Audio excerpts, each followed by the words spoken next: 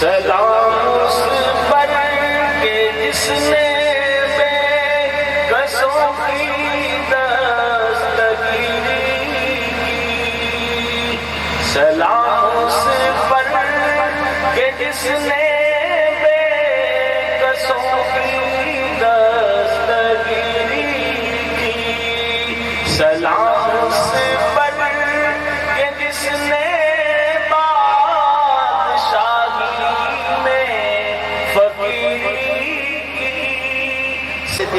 وہاں پر دشمنوں سے تعلقات کیسے تھے، وہاں پر جو ہے تجارت کے معاملات کیسے تھے، وہاں کی جو ہے وہ سیاست اور وہاں کی سماج کیسا تھا، اور انہوں نے صرف 10 سال کے اندر بڑی جو ہے وہ بڑی عالمی طاقتوں کو جو ہے وہ چیلنج کیا، اور جو ہے وہ نور حق ایک عرب سے لے کر پوری دنیا کے اندر جو ہے وہ پھیل گیا، اور نبی مہربان صلی اللہ علیہ وسلم نے وہ مدینہ کی ریاست جو ہے وہ کیسے تشکیل دی اور کس طرح کی طرز حکمرانی دی، جو آج یقیناً آج ہم لوگوں کے لیے بھی جو ہے مشعل راہ ہے، ہمارے جو ہے وہ حکمرانوں کے لیے بھی مشعل راہ ہے۔ اسی پیغام کو دینے کے لیے آج ہم نے دعوت دی ہے مولانا ٹاؤن عبدالرؤوف صاحب، جو سرپرست ہیں جمعیت اتحاد العلماء لاہور کے اور خطیب ہیں دارالہدیٰ جامعہ مسجد دارالہدیٰ ماڈل ٹاؤن کے۔ میں بلا تاخیر جو ہے وہ گزارش کروں گا مولانا عبدالرؤوف صاحب سے کہ وہ آئیں اور نبی مہربان صلی اللہ علیہ وسلم کی جو اسلامی ریاست انہوں نے تشکیل دی اس کے خطوات اور اس کا ایک جو ہے وہ جائزہ ہمارے سامنے پیش کریں۔ جناب مولانا عبدالرؤوف صاحب۔ یہ جو عنوان لکھا ہے کہ نبی کی سیاست اسلامی ریاست، یہ کہنے کو تو بہت چھوٹی سی بات ہے، لیکن ہمارے لیے اس لیے یہ نامانوس ہے، بلکہ شاید ہو سکتا ہے کہ کچھ لوگوں کو برا بھی لگتا ہو کہ نبی کا سیاست سے کیا تعلق، نبی والوں کا سیاست سے کیا تعلق، اس لیے کہ ہم نے سیاست کو مکر و فریب کے معنی پہنا دیے، اس لیے کہ ہم نے سیاست کو وعدہ خلافی کے معنی پہنا دیے، اس لیے کہ ہم نے سیاست کو ناجائز مال کمانے کا ذریعہ بنا دیا۔ یہ تو ہمارا قصور ہے، خود سیاست کا تو یہ قصور نہیں۔ سیاست تو وہ علم ہے کہ جس کے ذریعے کاروبار مملکت کو چلایا جاتا ہے، آپ کی یونیورسٹیوں میں پڑھایا جاتا ہے، پولیٹیکل سائنس کا شعبہ قائم ہے جہاں پہ باقاعدہ معزز اساتذہ کرام پی ایچ ڈی ڈاکٹر صاحبان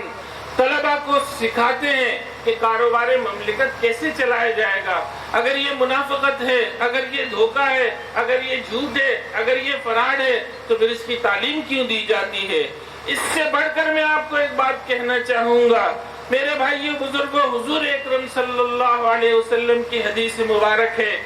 آپ نے فرمایا کانت بنو اسرائیل تسوسهم الانبیاء کلما ہلک نبی خلف من بعدہ نبی، تم سے پہلے بنی اسرائیل گزرے ہیں، ان کی سیاست ان کے انبیاء کے ہاتھ میں تھی، جب ایک دنیا سے رخصت ہو جاتا اس کے بعد دوسرا نبی آ جاتا۔ انما انا خاتم النبیین، میں خاتم النبیین ہوں، میرے بعد کوئی دوسرا نبی نہیں آئے گا، لا نبی بعدی، سیکون خلفاء فیکثرون، میرے بعد خلفاء ہوں گے اور بڑی تعداد کے اندر ہوں گے۔ انبیاء بنی اسرائیل کا وظیفہ تھا کہ بنی اسرائیل کی سیاست ان کے ہاتھ میں تھی۔ میرا عقیدہ ہے، آپ کا عقیدہ ہے، ہر مسلمان کا عقیدہ ہے کہ انبیاء گناہوں سے پاک ہوتے ہیں، انبیاء معصوم ہوتے ہیں۔ اگر انبیاء گناہوں سے پاک ہیں، یہ میرا آپ کا سب کا عقیدہ ہے، اور انبیاء بنی اسرائیل سیاست ان کے پاس تھی، تو معلوم ہوا کہ سیاست کوئی گناہ کا کام نہیں۔ اگر گناہ کا کام ہوتا تو انبیاء کے ہاتھ میں سیاست و قیادت نہیں دی جاتی۔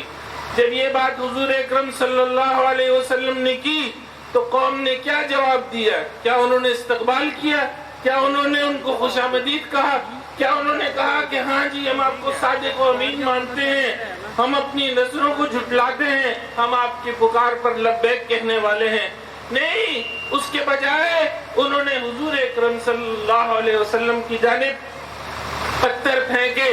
اور ابو لہب نے کہا تبا لک یا محمد، لہذا جماعتنا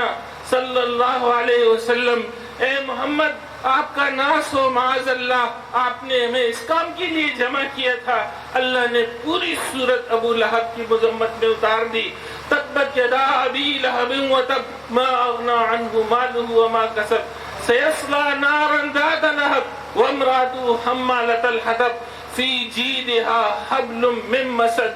کسی کا نام لے کر مذمت نہیں کی گئی، ابو جہل کی مذمت نام لے کر نہیں کی، کسی اور کا نام لے کر مذمت نہیں کی، مذمت کی تو اس کی جو توحید رسالت کا مرتکب ہوا۔ اگرچہ محمد ابن عبداللہ سے پیار کرتا تھا لیکن محمد الرسول اللہ سے اس کو دشمنی تھی۔ کہنے لگے انہم کانوا اذا قیل لہم لا الہ الا اللہ، جب ان سے کہا گیا کہ تم اس کلمے کا اقرار کرو اللہ کے سوا کوئی معبود نہیں، یستکبرون، سرکشی پر اتر آئے، وَيَقُولُونَ أَإِنَّا لَتَارِكُو آلِهَتِنَا لِشَاعِرٍ مَجْنُونَ، ہم اپنے الہوں کو چھوڑ دیں، ہم اپنے معبودان باطلہ کو چھوڑ دیں اس شخص کی خاطر، لِشَاعِرٍ مَجْنُونَ، جو شاعر بھی ہے دیوانہ بھی ہے معاذ اللہ۔ پہلے صادق کہتے تھے، پہلے امین کہتے تھے، اپنی امانتیں رکھواتے تھے، یہ آنے واحد میں کیا تبدیلی آ گئی ہے؟ یہ کون سا جوہری فرق واقع ہو گیا کہ اس صادق و امین کے مقام سے لا کر ان کو شاعر کے مقام پہ کھڑا کر دیا، ان کو مجنون کے مقام پہ کھڑا کر دیا، ان کی جانب پتھر پھینکنے لگے۔ یہ جو آقا کی شان ہے اس کے بارے میں تو خود رب نے کہا کہ وَرَفَعْنَا لَكَ ذِكْرَكَ، نبی ہم نے آپ کی شان کو بلند کر دیا، آپ کے نام کو بلند کر دیا، اور دیکھیں کہ کیسا بلند کیا۔ یہ کہنے والے کہتے ہیں کہ جب اذان شروع ہوتی ہے تو ایک دنیا کے خطے سے اذان ہوتی ہے، اور وقت چونکہ ایک نہیں ہے، ہر ملک کا وقت مختلف ہے، یہ اذان بڑھتی چلی جاتی ہے۔ سب فجر ہوتی ہے تو اشہد ان لا الہ الا اللہ کی پکار آتی ہے، تو اس کے ساتھ ہی اشہد ان محمد رسول اللہ کی پکار۔ ایک طرف سے اذان شروع ہوئی ہے، اللہ نے اپنے ساتھ اپنے نبی کے نام کو بلند کیا، ہر گلی کوچے کے اندر، ہر محلے کے اندر، ہر بستی کے اندر جہاں پہ اللہ کی کبریائی کا اعلان ہے وہاں محمد مصطفی کا اعلان ہے۔ اور کہتے ہیں کہ یہ اذان بڑھتی چلی جاتی ہے، ظہر فجر جو ہے وہ جب دنیا کے آخری ملک میں پہنچتی ہے تو پہلے ملک کے اندر وہاں پہ عشاء کی اذان ہوتی ہے، اور جب عشاء آخری ملک میں پہنچتی ہے تو ادھر فجر کی اذان دوبارہ شروع ہو جاتی ہے۔ وَرَفَعْنَا لَكَ ذِكْرَكَ، کیسے اپنے حبیب کا، اپنے نبی کا ذکر بلند کیا۔ جہاد وہ ہے جو ہم اپنی زندگی کے ہر لمحے حق کی خاطر قرآن و سنت، اللہ تبارک و تعالیٰ کے احکامات اور حضور کریم صلی اللہ علیہ وسلم کی دی ہوئی تعلیمات کے مطابق گزارتے ہیں۔ تو یہ سوچ کے عزت خوشی ہوئی کہ ایک دوسرے کے احساس کی وجہ سے ایک دوسرے کے بارے میں کچھ معلومات تھیں۔ اللہ تعالیٰ ہم سب کی یہ تمام تر کاوشیں اپنی بارگاہ رسالت میں قبول و منظور فرمائے، اور اللہ تعالیٰ ہم سب کو توفیق عطا فرمائے کہ بار بار ہر بار ہم سیرت النبی کانفرنس رب العالمین کے احکامات اور رحمت العالمین کی تمام تر تعلیمات پہ اپنی زندگی کا ہر لمحہ گزارے۔ میں آپ سب لوگوں کا عزت مشکور ہوں۔ اللہ تبارک و تعالیٰ ہماری بارگاہ میں ہماری تمام تر کاوشوں کو قبول و منظور فرمائے۔ یا اللہ جو اس کی حفاظت پہ مامور ہے ان کی حفاظت فرما دیجیے۔ یا اللہ ہمیں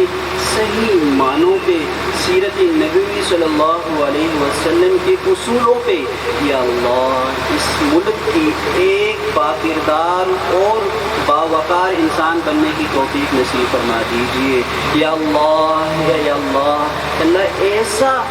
یا اللہ کردار عطا فرما دیجیے کہ جو فعال بھی ہو اور معاشرے کے لیے نفع بخش بھی ہو۔ وصلی اللہ تعالی علی خیر خلقہ محمد وآلہ وصحبہ اجمعین برحمتک یا